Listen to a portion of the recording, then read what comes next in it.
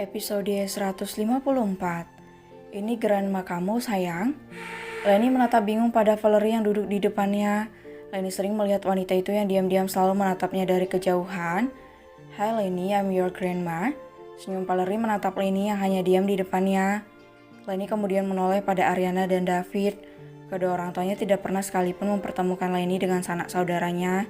Dan tiba-tiba sekarang Ariana dan David membawanya bertemu dengan Valerie, wanita yang katanya adalah neneknya. Sayang, grandma ini mau minyak ibu, kata David tersenyum menatap lembut pada Leni. Leni paham dengan hal itu. Leni hanya tidak menyangka saja jika ternyata wanita yang diam-diam selalu mengawasinya adalah neneknya. Salim sayang, Tita Ariana. Leni menurut saja. Gadis kecil itu menyalami Valerie yang terus tersenyum menatap kagum padanya. Sini. Saat Leni menyalaminya, Valerie langsung meraih tubuh kecil Leni dan mendudukkannya di atas pangkuan. Wanita itu membelai penuh kasih sayang rambut Leni yang terurai panjang. Sedangkan David dan Ariana, mereka berduanya diam namun juga bingung. Valerie tidak tahu siapa Leni sebenarnya, dan mereka takut begitu Valerie tahu, Valerie tidak bisa menerimanya dengan baik. Kita pindah ke kota ya cantik, ke rumah grandma. Mau kan? Leni hanya diam di pangkuan Valerie. Leni tidak tahu harus menolak atau menerimanya. Valerie masih sangat asing baginya. Mom, aku sama David belum kasih tahu Leni tentang itu. Aku pikir kalian harus saling mengenal dulu biar Leni terbiasa, kata Ariana. Valerie mengangkat kepalanya menatap David dan Ariana secara bergantian. Wanita itu tahu Leni belum terbiasa dengannya, tapi Valerie juga tidak bisa lama-lama membiarkan anak menantu juga cucu-cucunya hidup serba kekurangan. Tapi Mami pikir Leni akan terbiasa seiring berjalannya waktu, Ana, balas Valerie. Ariana menghela napas kemudian menoleh menatap David yang berada di sampingnya. Ana, David, Leni membutuhkan fasilitas yang lengkap untuk pertumbuhannya, dan Mami tahu Leni anak yang pintar.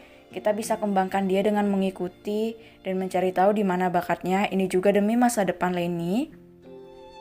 Ariana tidak tahu harus menjawab apa yang dikatakan Valerie memang benar. Tapi Ariana sendiri tahu putrinya tidak mudah bergaul dengan orang yang baru ditemuinya. Seperti sekarang contohnya, Leni hanya diam tanpa berkata apapun di pangkuan Valerie. Maaf Nyonya. Valerie mendengar David memanggilnya dengan sebutan Nyonya. Wanita itu sudah menganggap David juga anaknya karena David pula yang berhasil membuat Ariana menjadi wanita dan ibu yang baik. Ariana yang melihat ekspresi tidak suka sang Mami langsung menyikut lengan David, pelan memberi kode pada suaminya itu agar mengubah panggilannya.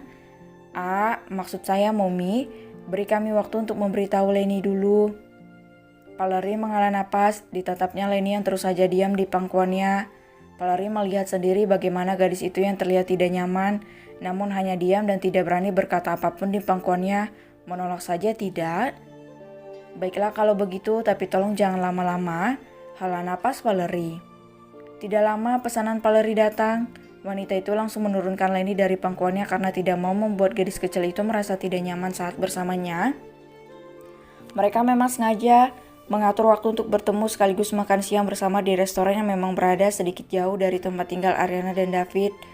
Sementara itu tidak jauh dari restoran tempat Ariana, David juga Valerie bertemu. Marvel menghentikan mobil mewahnya di depan kafe miliknya. Pria itu menghela napas kemudian menoleh pada Laura yang duduk di samping kemudi. Di sini tempatnya, tanya Laura pelan. Ya sayang, saut Marvel tersenyum. Laura menganggukkan kepalanya. Wanita itu kemudian menoleh dan membalas tatapan lembut suaminya. Kafenya bagus, pujinya. Marvel tertawa, desain kafe itu memang Marvel langsung yang memilih. Marvel sengaja menangani semuanya sendiri agar bisa disesuaikan dengan selera Laura. Kak Dapa liatin apa sih? Marvel juga Laura kompak menoleh ke belakang di mana Diva dan Dapa berada. Bocah tampan itu terus menatap ke seberang kafe di mana ada Indomaret di sana. Enggak liatin apa-apa, kakak cuma sedikit haus, jawab Dapa. Laura tersenyum. Wanita itu kemudian meraih botol minum yang sengaja dibawanya dari rumah dan memberikannya pada Dapa. Ini minumannya sayang, katanya. Dapa terlihat bingung namun tetap menerima botol minuman yang disodorkan Laura. Dapa mengatakan haus hanya alasan saja agar Marvel menyuruhnya membeli minuman di Indomaret seperti saat itu. Kenapa lagi nak? Tanya Marvel melihat ekspresi putra sulung dari trio kembarnya itu. Dapa boleh minta uang gak pak? Dapa pengen beli jajan. Laura dan Marvel kompak mengernyit. Jika Davi yang berkata seperti itu, keduanya tidak heran. Tapi Dava rasanya sangat asing bagi mereka berdua. Meskipun memang Dava juga masih kecil, tapi sikap Dava tidak seperti anak kecil pada umumnya. Kalau begitu biar mama temani ya sayang, tawar Laura. Dava menggelengkan kepalanya menolak. Dava beralasan ingin membeli jajan agar bisa bertemu dengan gadis yang belum dikenalnya lagi, bukan benar-benar ingin membeli jajan. Gak usah ma, Dava bisa sendiri kok. Ya kan pa? Marvel bingung sendiri. Marvel memang sering membiarkan putranya melakukan sesuatu yang dianggap tidak berbahaya sendiri. Dan Marvel yakin itu pasti sangat bertentangan dengan pendapat dan cara mengasuh Laura. Benar saja Laura langsung menatap kesal pada Marvel. Meskipun wanita itu tidak protes karena ada kedua anaknya di antara mereka, tapi tatapan Laura sudah membuat Marvel paham. Kak Dapa mau kemana? Dapi yang baru turun dari boncengan Tian langsung bertanya pada Dapa yang turun lebih dulu dari mobil Marvel dan melangkah mendekati jalanan.